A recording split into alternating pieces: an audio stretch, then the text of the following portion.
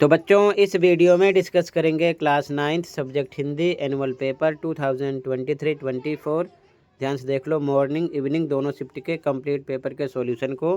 तो ध्यान से प्रैक्टिस कर लो, काफ़ी क्वेश्चन सेम हो सकते हैं। ठीक है, तो अच्छे से प्रैक्टिस कर लो। इसमें से ग्रामर में से काफ़ी क्वेश्चन आपको मिलेंगे। ठीक है, तो ध्यान से देख लो। सबसे इंपॉर्टेंट जितने पेपर अभी तक आपके हुए हैं सबका सॉल्यूशन अपलोड है, दोनों शिफ्ट का, मॉर्निंग एंड इवनिंग का। तो कमेंट में प्लेलिस्ट की लिंक मिलेगी, देख लेना। तो सबसे पहले मॉर्निंग का देख लो, फिर इवनिंग का डिस्कस करेंगे। ठीक है, तो सबसे पहले मॉर्निंग का देखो। खंड आ, गद्यांश को पढ़कर आंसर देना है। तो गद्यांश को नहीं पढ़ेंगे, डायरेक्ट क्वेश्चन पे आ जाओ। ठीक है, फटाफट देख लो दोनों शिफ्ट के पेपर इसी वीडियो में। ठीक है, तो ध्यान से देखो। पहला क्वेश्चन था फर्स्ट का दोरा बजी एदलजी गीमी नियमों को लेकर क्या थे? कठोर थे। सी आंसर हो गया। अगला, दोराबजी एदलजी गीमी ने उच्च कक्षा के विद्यार्थियों के लिए डैश को अनिवार्य कर दिया था। किसको?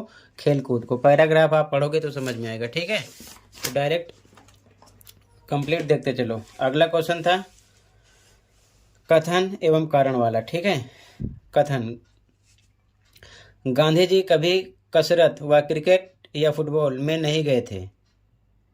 तो बिल्कुल सही। आगे ये कथन है, ये कारण है, ध्यान रखना। ठीक है, कारण है शर्मीले स्वभाव के गांधी जी कसरत व खेलों के लिए जाने से बचते थे। ठीक है, तो बिल्कुल सही। कारण कथन की व्याख्या भी है, इसीलिए ये कसरत व क्रिकेट या फुटबॉल में नहीं गए थे। ठीक है, तो यहाँ पर आपका सी ऑप्शन हो जाएगा। कथन ए सही और कारण आर, कथन ए की सही व्याख्या है। ठीक है, आगे देखो। अगला क्वेश्चन है दूसरे दिन गीमी साहब ने हाजिरी देखी तो गांधी जी गैर हाजिर पाए गए। गद्यांश में आए इस कथन के पक्ष में निम्नलिखित में से कौन सा या कौन से तर्क सही हैं? तो यहाँ पर आपका घड़ी न होने के कारण समय का अंदाजा नहीं हुआ, इसलिए गांधी जी स्कूल नहीं पहुँच पाए, यही सही है। बाकी स्कूल में उस दिन हाजिरी नहीं ली गई, ये भी गलत है। मूसलाधार बारिश के कारण गांधी जी स्कूल नहीं पहुँच पाए, ये भी गलत है। तो पहला सही है, तो यहाँ पर ए ऑप्शन होगा, एक सही है। ठीक है, अगला, पिताजी गांधी जी की सेवा कब चाहते थे? तो स्कूल के बाद। ठीक है, सेकंड क्वेश्चन काव्यांश होगा, पढ़ना है, आंसर इसी में से देना होगा। ठीक है, आगे देखो। तो काव्यांश को आप पढ़ लेना, डायरेक्ट क्वेश्चन पे आ जाओ। पहला क्वेश्चन है कवि इसी जन्म और इसी जीवन में क्या पाने का अभिलाषी है? तो मान। ठीक है, खा, कवि किस स्थान पर फूल खिलने की बात कर रहा है? तो जहाँ लड़ाई झगड़े हों। अगला, कारण अब कथन वाला क्वेश्चन है। कथन है विद्या की खेती करने को पूरा हिंदुस्तान मिलेगा। बिल्कुल सही। कथन ये नहीं है, कारण है ये। ठीक है, कवि को स्वतंत्रता मिलने के बाद जन जन में शिक्षा का प्रचार प्रसार होने का विश्वास है। बिल्कुल सही, और यही इसका कारण है। ठीक है, तो ये व्याख्या भी कर रहा है, तो यहाँ पर आपका सी हो जाएगा। कथन ए सही है और कारण आर कथन ए की सही व्याख्या है। ठीक है, आगे, भारतीयों को उनका देश पूरी तरह वापस मिलेगा। कविता की पंक्ति डैश का आशय है? तो पूरा हिंदुस्तान मिलेगा। ठीक है, अगला, प्रस्तुत कविता किस भाव से ओतप्रोत है? तो देश प्रेम से। ठीक है, आगे देखो, ग्रामर पे आ जाओ। ठीक है, उपसर्ग प्रत्यय 5 करने हैं। प्रतिभावान में प्रत्यय बताइए, वान है। प्रत्यय कहाँ होता है? पीछे। ठीक है, तो वान है। अगला, असंख्य में कौन सा उपसर्ग है? उपसर्ग आगे होता है, आ। पहाड़ी शब्द से मूल शब्द और प्रत्यय अलग कीजिए, तो पहाड़ प्लस ई। कुमार्गी शब्द में उपसर्ग और प्रत्यय अलग कीजिए, तो को और ई। ठीक है, को उपसर्ग है और लास्ट में ई आ रहा है, बड़ी ई, ये प्रत्यय, प्रत्यय पीछे आता है। ठीक है, आगे देखो, मैचिंग करना है। अब ध्यान देखो, यहाँ पर लड़कपन, तो इसका लास्ट में क्या आ गया? पन, पहला हो गया। भुलक्कड़, ठीक है, तो इसका हो गया अक्कड़।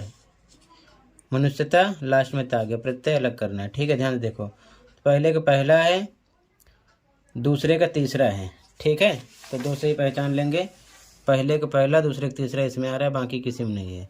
ठीक है, समझ गए? आगे देखो, यहाँ पर समास पर आधारित प्रश्न है। गुण दोष समस्त पद का समास विग्रह होगा, गुण और दोष हो गया। शताब्दी शब्द में समास होगा द्विगु समास। ठीक है, जिस समस्त पद में पहला पद संख्या वाचक विशेषण हो उसे कहते हैं तो उसे द्विगु समास कहते हैं। अब यहाँ पर मैचिंग करना है। कर्मधारय समास का उदाहरण है तो कर्मधारय समास का चंद्रमुखी भी है और नीलकंठ भी है, 2 और 3 भी ऑप्शन हो जाएगा। ठीक है, आगे देखो मैचिंग करना है। तिपहिया तो इसका है द्विगु समास। चक्रपाणी तो इसमें बहुब्रीहि समास है, तो पहले का तीसरा है, पहले का तीसरा इसमें है, दूसरे का पहला इसमें है, बाकी दूसरे में पहला किसी में नहीं है, तो ए ऑप्शन हो गया। ठीक है, बाकी जो बच रहा है उसका हो जाएगा। ठीक है, आगे देखो यहाँ पर अर्थ की दृष्टि से वाक्य भेद वाला क्वेश्चन है। वाक्य का प्रकार बताइए। पहला क्वेश्चन है क्या तुम सोने से पहले ब्रश करते हो, क्वेश्चन मार्क है, प्रश्नवाचक हो गया। अगला वाक्य का प्रकार बताइए। बारिश रुकती तो मैं घर जाता, संकेत वाचक वाक्य है। अगला गीले कपड़े धूप में सुखा दो, इस वाक्य को निषेधात्मक वाक्य में लिखा जाएगा, तो गीले कपड़े धूप में मत सुखाओ। ठीक है, रोकते हैं या ना का शब्द आ जाता है या नहीं आ जाता है, निषेधात्मक में ध्यान रखना। ठीक है, तो यहाँ पर ये हो जाएगा। आगे देखो, जिन वाक्यों में इच्छा, कामना या आशीर्वाद आदि का बोध हो वहाँ अर्थ की दृष्टि से कौन सा वाक्य भेद होता है, तो इच्छावाचक। अगला संदेहवाचक वाक्य का उदाहरण है तो शायद आज पुस्तकालय बंद हो, ये संदेहवाचक है। ठीक है, अब अलंकार आपको करने हैं। तो पहला है मेरी काल कोठरी काली, तो का एक वर्ण की आवृत्ति बार बार आएगी तो अनुप्रास अलंकार हो जाएगा। आगे इसमें भी अलंकार पहचाना। क्षितिज, अटारी, गहराई, दामिनी, दबकी, तो यहाँ पर रूपक अलंकार हो जाएगा। अगला या मुरली मुरलीधर की, अधरान धरी अधरान धरोंगी, तो ये मक अलंकार हो गया यहाँ पर। ठीक है, आगे देखो निम्न में से उपमा अलंकार का उदाहरण पहचानिए। तो रोमांचित सी लगती वसुधा। अगला किन्हीं दो वस्तुओं के गुण, आकृति, स्वभाव आदि में समानता दिखाई जाए तो, या दो भिन्न वस्तुओं की तुलना की जाए तो कौन सा अलंकार होता है, उपमा अलंकार होता है। ठीक है, अगला है गद्यांश। ठीक है, ध्यान से देखो, गद्यांश को पढ़ लेना। पहला क्वेश्चन है गद्यांश के अनुसार बचपन की स्मृतियों का हम पर क्या प्रभाव पड़ता है, तो आकर्षित करती हैं। ठीक है, आगे देखो ध्यान से। लेखिका एक लड़की के रूप में अपने परिवार में कई पीढ़ियों के बाद जन्मी। अगला लेखिका के जन्म लेने पर उन्हें बहुत डैश मिला, क्या मिला, मान सम्मान। अगला लेखिका के घर में किस भाषा का कम प्रचलन था, तो हिंदी। लेखिका की माताजी पढ़ने पढ़ाने के अलावा डैश किया करती थी, पूजा पाठ। ठीक है, आगे क्षितिज पर आधारित क्वेश्चन आंसर एमसीक्यू। तिब्बत में हथियार का कानून न रहने के कारण यात्रियों को किसका भय बना रहता था, चोर और लुटेरों का। अगला सालिम अली ने किस स्थान को रेगिस्तान हवा के झोंकों से बचाने के लिए तत्कालीन प्रधानमंत्री से अनुरोध किया था, तो केरल की साइलेंट वैली। ठीक है, आगे देखो ध्यान से।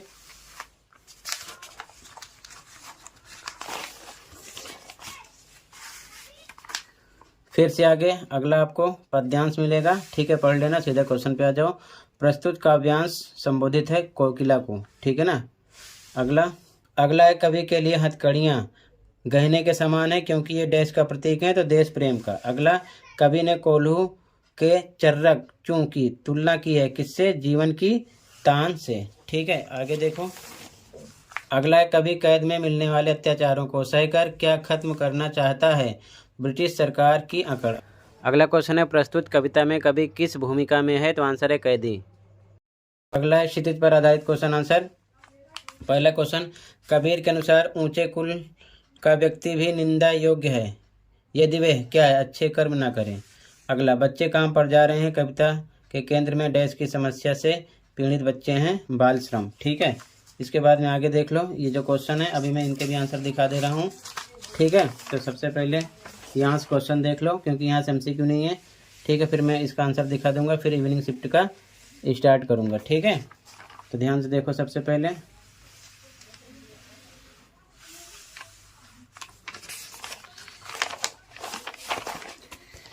ठीक है, टोटल ये कंप्लीट हो गया है।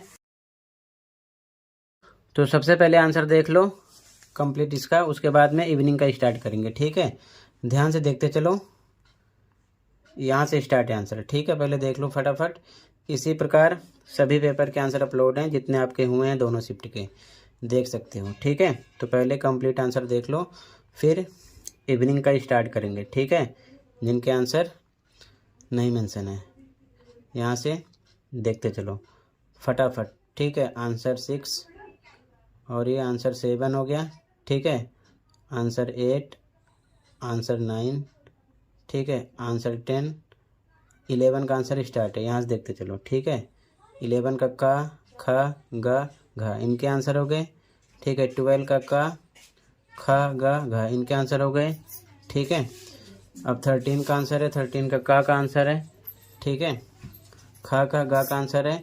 ये 14 अपने आप लिखना था, 15 अपने आप लिखना था, 16 अपने आप लिखना था, 17 अपने आप लिखना था। ठीक है, टोटली कंप्लीट हुआ। अब देख लो ध्यान से इवनिंग शिफ्ट का पेपर। ठीक है, तो इवनिंग का देख लो, तो इवनिंग शिफ्ट का पेपर देख लो, इसके बाद में इवनिंग का भी कंप्लीट आंसर डिस्कस कर देंगे। ठीक है, तो यहाँ से इवनिंग शिफ्ट का स्टार्ट हो रहा है। खंड आ गद्यांश पढ़ना है तो इसे आप पढ़ लेना, डायरेक्ट आ जाओ क्वेश्चन पर। ठीक है,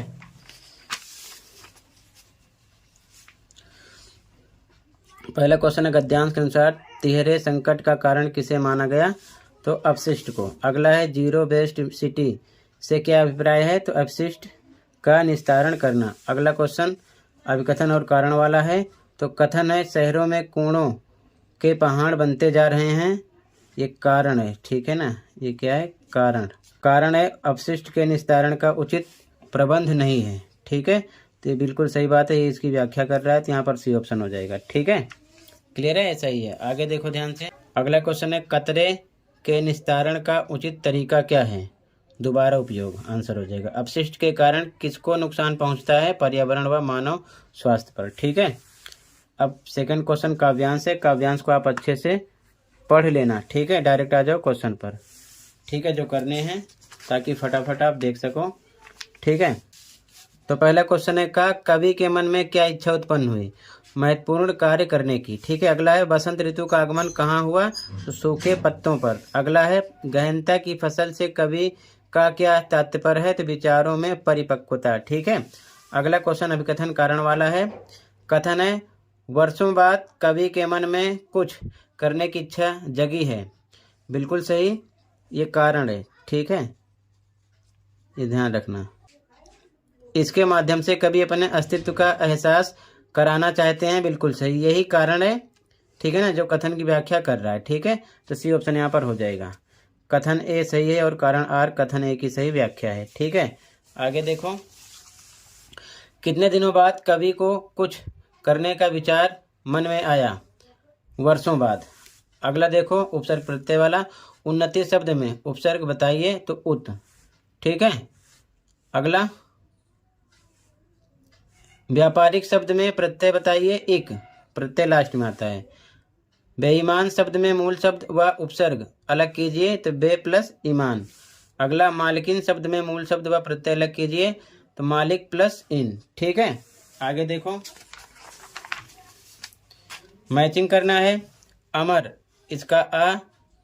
ठीक है, अध कचरा, तो इसका हो जाएगा अध, पहले का दूसरा, दूसरे का तीसरा, इसे मिल गया, यही हो गया, बाकी में नहीं है। ठीक है, बाकी जो बचा वो तीसरे का हो जाएगा। आगे समास पर आधारित क्वेश्चन है। पंचमुखी में कौन सा समास है? द्विगु समास।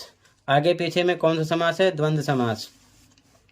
जहाँ पहला पद और दूसरा पद मिलकर किसी तीसरे पद की और संकेत करते हैं, वहाँ होता है, क्या होता है? बहुब्रीहि समास। ठीक है, आगे देखो ध्यान से, नील गाय का सही सामासिक विग्रह है, नीली है जो गाय। मैचिंग करना है इसमें। ठीक है, यथा संभव, तो इसमें अव्ययी भाव समास है। राजकुमार तत्पुरुष समास है। चौराहा द्विगु समास है। आमने सामने आंसर है, ये हो गया। ठीक है, आगे देखो, अर्थ की दृष्टि से वाक्य भेद है। पहला क्वेश्चन है निम्न वाक्यों में विधानवाचक वाक्य बताइए, तो कल मेरे कुछ दोस्त आएंगे, ये है। ठीक है ना, अगला वाक्य का प्रकार बताइए, बच्चे आज स्कूल नहीं जाएंगे, तो निषेधात्मक, क्योंकि इसमें नहीं शब्द आ गया। ठीक है, आगे देखो, वाक्य का प्रकार बताइए, अरे विस्मयादि बोधक का चिन्ह है, तुम आ गए, तो विस्मयादि बोधक वाक्य हो गया। ठीक है, ये निशान मिलेगा आपको। मुसाफिर अपनी मंजिल पर पहुंच चुका होगा, वाक्य का भेद है संदेहवाचक। अगला ये पत्र आज ही भेज देना, इसमें आज्ञावाचक है। ठीक है। अगला अलंकार वाला है। कालिंदी कुल कदम की डारन में कौन सा अलंकार है? अनुप्रास अलंकार। का बार बार आ रहा है क्योंकि एक शब्द की आवृत्ति बार बार होती है, तो यहाँ पर का बार बार है। ठीक है। कर का मन का डारिके, मन का फेर, पंक्ति में अलंकार है, यमक अलंकार है। ठीक है। आगे देखो। अगला निम्नलिखित में से काव्य पंक्ति में उपमा अलंकार है।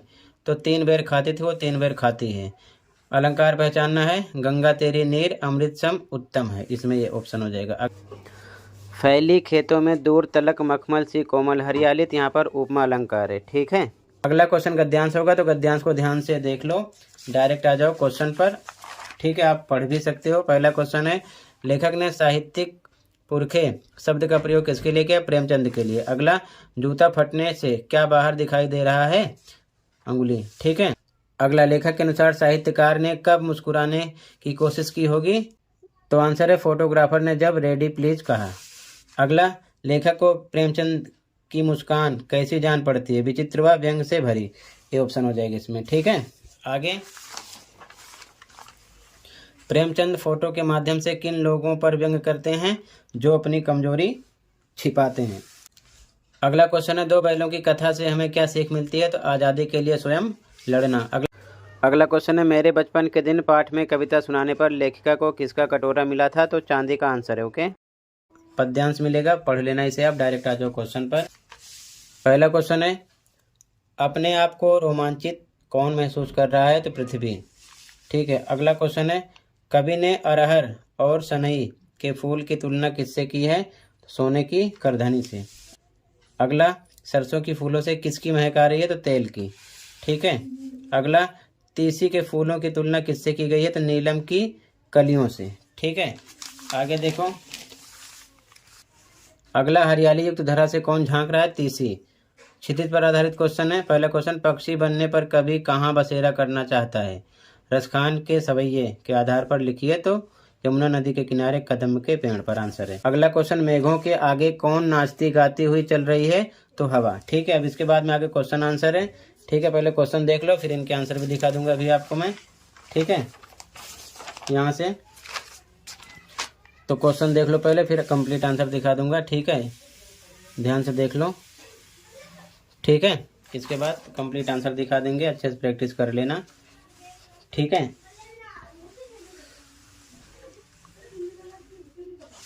तो टोटल बच्चों इतना ही था। ठीक है।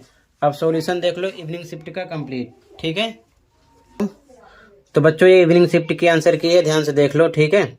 और तैयार कर लेना। ठीक है। इसी प्रकार सभी पेपर के आंसर अपलोड हैं, यहाँ से आंसर स्टार्ट है, देखते चलो। ठीक है। इसी प्रकार सभी पेपर के आंसर अपलोड हैं, दोनों शिफ्ट के। कमेंट में लिंक मिलेगी, ओपन करके देख सकते हो। तो फटाफट देखते चलो, तैयार कर लेना। मैंने इस वीडियो में दोनों शिफ्ट के क्वेश्चन पेपर को विद कंप्लीट सॉल्यूशन डिस्कस कर दिया है। ग्रामर के क्वेश्चन मिल सकते हैं आपको काफ़ी इसमें से। ठीक है। तो अच्छे से प्रैक्टिस कर लो। ठीक है। ध्यान से देखते चलो। तो ध्यान से देखते चलो। ये आंसर नंबर 6 है। 6 में फर्स्ट सेकंड यानी का खा गा घा अंग्या का आंसर है। ठीक है। 6 में ये आंसर नंबर 7 है। का खा गा घा और अंग्या का आंसर है।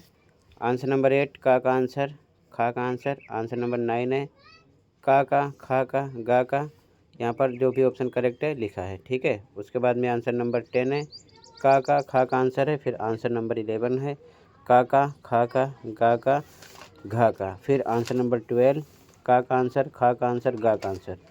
ठीक है। और ये घा का आंसर। फिर आंसर नंबर 13 का आंसर, खा का आंसर, गा का आंसर।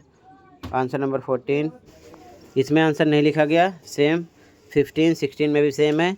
बाकी प्रस्तुति, भाषा, विषय वस्तु के कितने मार्क्स मिलेंगे यहाँ पर मेंशन किया गया है। ठीक है। तो इसे अपने आप लिखना था, अपने अकॉर्डिंग अलग अलग सबका हो सकता था टॉपिक के हिसाब से। ठीक है। तो ये कंप्लीट हुआ। ओके।